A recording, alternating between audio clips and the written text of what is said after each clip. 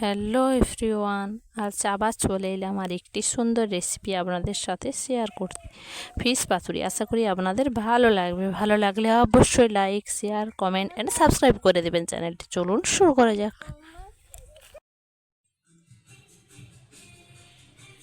আজ বানাবো ফিশ পাতুরি। সেই জন্য আমি নিয়েছি সর্ষে বাটা, কাঁচা লঙ্কা, নুন দিয়ে সর্ষেটা বেটে নিয়েছি, আর নিয়েছি মাছ আর বাঁধাকপির পাতাগুলোকে একটু সেদ্ধ করে নিয়েছি।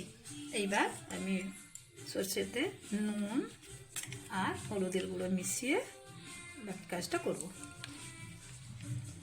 আচ্ছা দেখি, সর্ষে বাটাটার মধ্যে একটু সর্ষের তেল দিয়ে দিচ্ছি।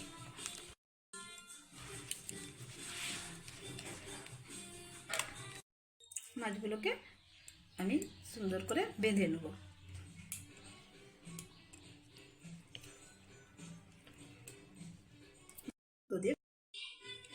এইভাবে ঘুরিয়ে ফিরিয়ে বেঁধে নেব।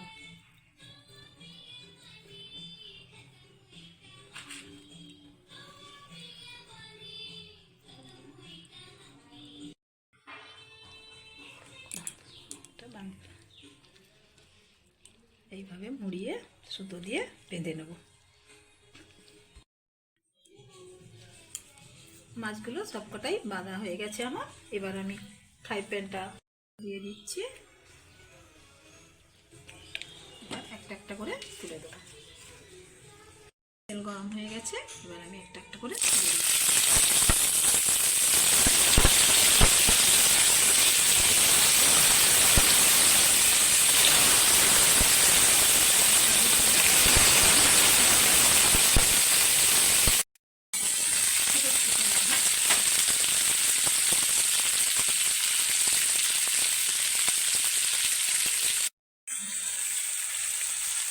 একটা দিকে আমি উল্টে নিয়েছি, আবার অন্য দিকটা দিয়েছি করতে।